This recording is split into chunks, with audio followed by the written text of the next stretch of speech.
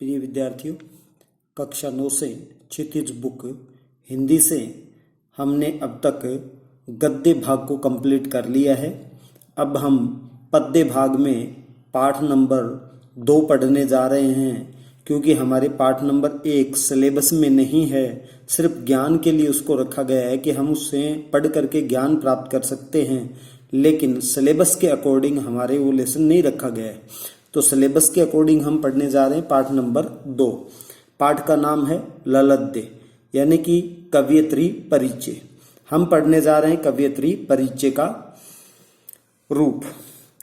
कश्मीरी भाषा की लोकप्रिय संत कवयित्री ललद्य का जन्म, यानी कि यह भी संत परंपरा से जुड़ी हुई है। संत परंपरा का मतलब होता है जो ग्रस्त जीवन से दूर हो और समाज को, संसार को वास्तविकता से रूबरू करवाने के लिए भ्रमण शैली से और अपने मठ के द्वारा लोगों को जागृति युक्त संदेश देने का काम संतों के द्वारा होता है। तो यहाँ पर कश्मीरी भाषा की लोकप्रिय संत कवयित्री, यानी कि कश्मीरी भाषा का इनको ज्ञान था और यह संतों से संबंधित थी और जिनका नाम था ललद्य। इनका जन्म सन 1320 के लगभग कश्मीर में स्थित पामपोर के सिमरपुरा गांव में हुआ था। यानी कि पामपोर एक कश्मीर में जगह है और वहां पर एक गांव है जिसका नाम है सिमपुरा, वहां पर इनका जन्म हुआ। उनके जीवन के बारे में प्रामाणिक जानकारी नहीं मिलती है, यानी कि पूरी जानकारी नहीं मिलती है। ललद्य को लल्लेश्वरी, लल्ला, लल योगेश्वरी, लतारिफा आदि नामों से भी जाना जाता है, यानी कि इसके उपनाम है। उनका देहांत सन 1391 के आसपास माना जाता है, यानी कि संपूर्ण रूप से जानकारी नहीं है, माना गया है। ललद्य की काव्य शैली को वाक कहा जाता है, यानी इन्होंने जिस कश्मीरी भाषा में लिखा उसकी शैली वाक माना जाता है, उसको वाक कहा जाता है। जिस तरह हिंदी में कबीर के दोहे, मीरा के पद, तुलसी की चौपाई और रस खान के सवैये प्रसिद्ध हैं, उसी तरह से ललद्य के जो रचनाएं हैं उनको वाक नाम से प्रसिद्धि दी है। अपने वाकों के जरिए उन्होंने जाति, धर्म और संकीर्णताओं से ऊपर उठकर, संकीर्णताएं होती हैं अंधविश्वास या भ्रम वाली स्थितियों से, शंकाओं वाली स्थितियों से ऊपर उठ करके भक्ति के ऐसे रास्तों पर चलने पर जोर दिया है जिसका जुड़ाव जीवन से हो। उन्होंने धार्मिक आडंबरों का विरोध किया है, यानी कि धर्म में जो दिखावे के रूप में, धर्म के रूप में और प्रयोग में लिए जाते हैं उनका विरोध किया जाता है। यानी कि धर्म जो होता है उसका अर्थ होता है मानव का कल्याण, उसका अर्थ ये नहीं होता है कि अपने स्वार्थ की पूर्तियां। इनका विरोध किया है और प्रेम को सबसे बड़ा मूल्य बताया है और सभी इंसानों से हमें प्रेम युक्त व्यवहार करना चाहिए, ये इन्होंने इसका मोल बताया है।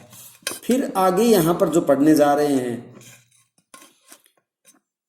कि लोक जीवन के तत्वों से प्रेरित ललद्य की रचनाओं में तत्कालीन पंडिताओं, भाषा संस्कृत और दरबार के बोझ से दबी फारसी के स्थान पर जनता के सरल भाषा का प्रयोग इसमें हुआ है।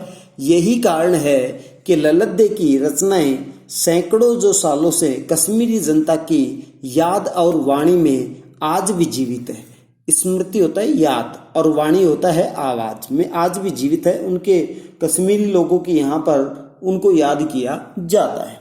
वे आधुनिक कश्मीरी भाषा का प्रमुख स्तंभ मानी जाती हैं।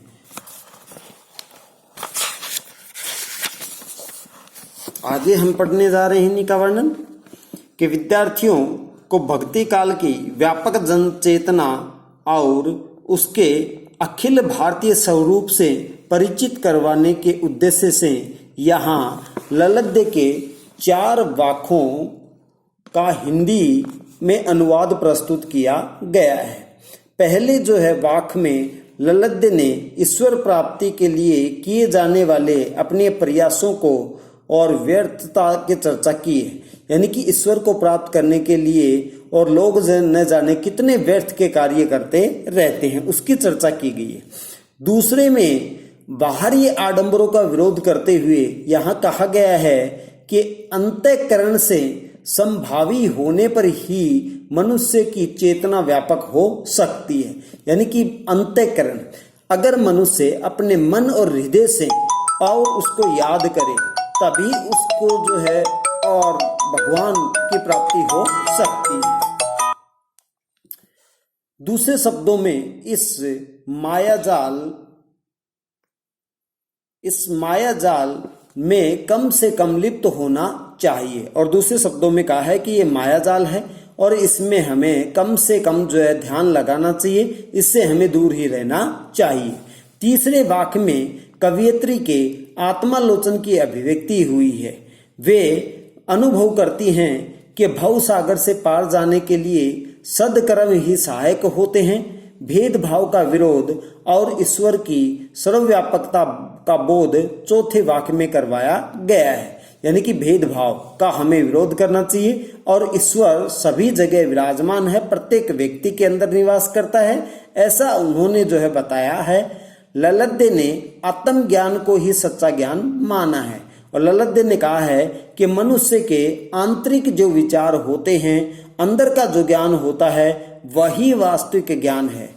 प्रस्तुत वाक्यों का अनुवाद मीराकांत ने किया है। यानी कि इनके कश्मीरी भाषा से और अपनी हिंदी में अनुवाद करने वाले मीराकांत है, उन्होंने जो इस भाषा का अनुवाद कर करके हमारे बीच में रखा है।